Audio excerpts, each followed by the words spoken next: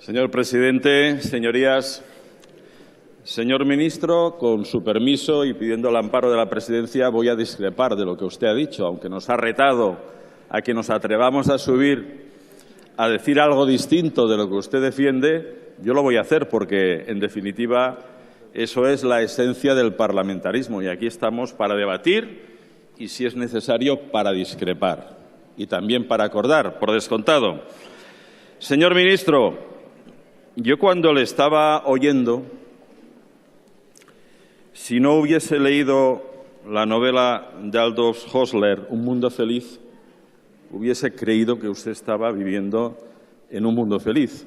Pero ya le digo, la he leído y no estamos hablando de lo mismo, pero sí que me recordaba a otro gran escritor, George Orwell, cuando ha afirmado que se está incrementando la igualdad de oportunidades. ¿Sabe? Orwell, en su novela La granja animal, tiene un protagonista, que es Napoleón, que cuando establece las leyes de la granja, después de la revolución de los animales, dice: todos los animales somos iguales, pero unos más iguales que otros. Bien, cuando habla del círculo virtuoso, supongo que le aplauden los ejecutivos del IBEX 35. Pero los que han perdido su trabajo y los que lo pueden encontrar con una precariedad evidente y con una retribución cada vez más menguante, para ellos ese círculo virtuoso es un círculo vicioso.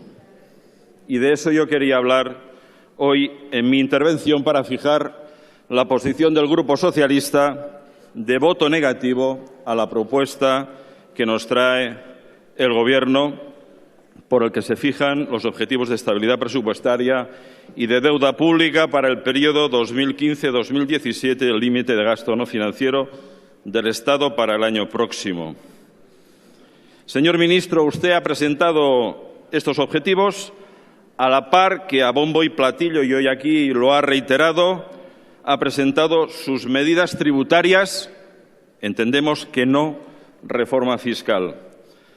Unas medidas que, desde nuestro punto de vista, tienen un alcance limitado, que no responden a las profundas reformas que demanda la situación actual y que benefician especialmente a aquellos que no han sido demasiado perjudicados por la crisis, en definitiva, a los que siempre tiene el Gobierno muy presentes.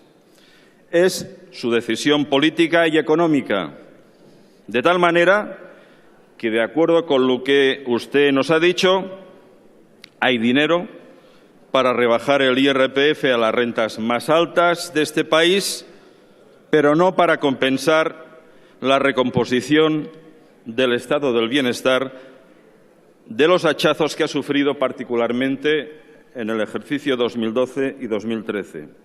Es más, mientras rebaja la fiscalidad a las rentas más altas, detrás del límite de gasto se esconde un nuevo recorte de servicios públicos esenciales de en torno a 5.000 millones de euros para 2015, que se explica por un recorte del déficit de las comunidades autónomas de más de 3.000 millones de euros y una liquidación negativa de las mismas comunidades a la que van a hacer frente de unos 2.000 millones de euros. Recorte de 5.000 millones de euros equiparables a los mismos recortes en educación y sanidad producidos en los años que antes he mencionado, 2012 y 2013. Le decía que adopta una decisión política y económica que se explica de forma muy sintética. Según el Gobierno, la salida de la crisis exige inevitablemente más desigualdad. Esta es su máxima económica, su programa económico, y para nosotros eso es precisamente del todo inaceptable. Y para que la sociedad no descubra esa realidad, pues no terminan de decirnos toda la verdad. Incluso en la presentación del techo de gasto para este año no se nos ha ofrecido la misma información que la del año anterior, porque en el fondo creen que con más desigualdad van a resolver los problemas de nuestro país, cuando en realidad, señorías, los están agravando. Pero la desigualdad, desde el punto de vista del Grupo Socialista, no solo es reprobable desde el punto de vista ético, sino que resulta nefasta para nuestra economía. Y los indicadores de pobreza relativa y desigualdad van a seguir aumentando en España como consecuencia de las políticas adoptadas por el Gobierno. En el periodo 2014 a 2017 se reconoce que seguirá descendiendo el peso de las rentas del trabajo en la renta nacional debido a que la productividad será muy reducida y los salarios reales seguirán en terreno negativo. Señorías, nos vamos a situar entre los países más desiguales de la Unión Europea y, asimismo, la desigualdad creciente impedirá una recuperación sana y sostenida de nuestra economía. La caída de ingresos y de bajos salarios mantendrá el consumo de las familias muy anémico a pesar de sus optimistas previsiones y de su insistente propaganda. Como consecuencia, entendemos que el motor principal de la economía, que es el sector privado, que es el que de verdad dinamiza la economía de mercado y el empleo, seguirá a ralentí. Asimismo, la inversión pública prevista para el periodo 2014-2017 está por debajo del deterioro anual de las infraestructuras, lo que implicará un menoscabo importante del stock de capital público. De acuerdo con las previsiones del Gobierno, entre 2012 y 2017, el stock se va a deteriorar alrededor de 20.000 millones de euros. Y no digamos la situación en la que van a quedar los servicios públicos esenciales. En el periodo 2014-2017 se sigue apostando por reducir el peso del gasto público en el PIB, menos 4 o 3 puntos, y se renuncia a corregir nuestro problema de ingresos públicos.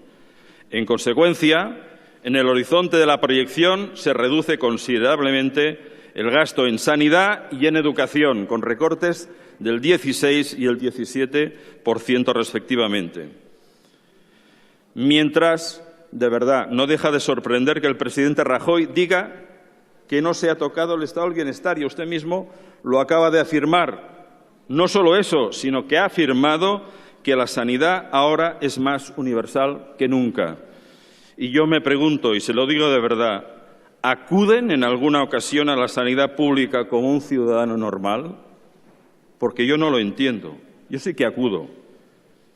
Y sé lo que opinan los profesionales de la sanidad y qué opinan los pacientes. Mire, la última visita que hice a un ambulatorio de la ciudad de Mataró, me dijeron que están convencidos de que la sanidad pública va camino de la beneficencia y la otra, la privada, para quien se la pueda pagar. Eso me lo dicen los profesionales que están trabajando al límite. También lo corroboran estadísticas de su ministerio. Hablan de la reducción importantísima que han sufrido los empleados del Sistema Nacional de Salud. Más de o casi 30.000 empleados públicos, sin contar personal laboral y eventual, y hay un sindicato, Comisiones Obreras, que cifra en torno a las 50.000 personas las que han dejado de prestar servicio en la sanidad pública. Y el recorte en pensiones, que estiman que va a producir una minoración del gasto en pensiones de un 30% en el horizonte de 2060, y es un instrumento básico de solidaridad y igualdad. Y por si había alguna duda sobre las políticas de desigualdad, tenemos la política de ingresos, a la que ya me he referido y que ha comportado enormes incrementos de tributos que ahora en parte quieren compensar. Pero ¿y el déficit? ¿Cómo va a ir el déficit de 2014? El déficit acumulado en los últimos 12 meses es de 45.100 millones de euros hasta mayo, lejos del objetivo de 36.400 con que tiene que acabar el año. Por otra parte, el déficit acumulado en los últimos 12 meses de la Seguridad Social se sitúa en 12.200 millones en mayo y su objetivo es cerrar 2014 con un déficit de 9.750 millones. El Gobierno ha vuelto a utilizar el Fondo de Reserva de las Pensiones, otros 5.500 millones de euros para pagar la paga extra de junio de los pensionistas. Ha habido una disposición de 19.000 millones de euros del Fondo de Reserva en estos últimos años. Y la deuda pública, de esa no hablan, de esa no habla nada. Se ha incrementado en más de 30 puntos. Y difícilmente eso va a ayudar a la recuperación económica. Señorías, como decía al principio, el Gobierno del Partido Popular ha tomado una decisión política. Es su decisión, su política basada en la desigualdad. Es su método para salir de la crisis. En estos momentos se está produciendo un debate en Europa, un debate donde hay dos posiciones enfrentadas, una que defienden los países del sur y que encabeza el primer ministro Renzi y otra que encabeza la señora Merkel. Creo que a España le interesa lo que está proponiendo Italia y Francia, pero hasta ahora lo que conocemos por parte del Gobierno no va en esa línea. ¿A quién van a dar su apoyo? ¿Dónde se va a situar el Gobierno, señor ministro? ¿Al lado de la propuesta de Italia y Francia o al lado de lo que propone la señora Merkel? Pronto lo sabremos. Me temo que hasta ahora lo que están decidiendo no va en la buena dirección y hasta ahora también lo que nos ha dado margen de crecimiento, del poco crecimiento que tenemos, es la flexibilidad que ha habido precisamente con el objetivo de déficit. El Grupo Socialista no está de acuerdo con ese planteamiento y, por lo tanto, en consecuencia, vamos a votar en contra. Muchas gracias.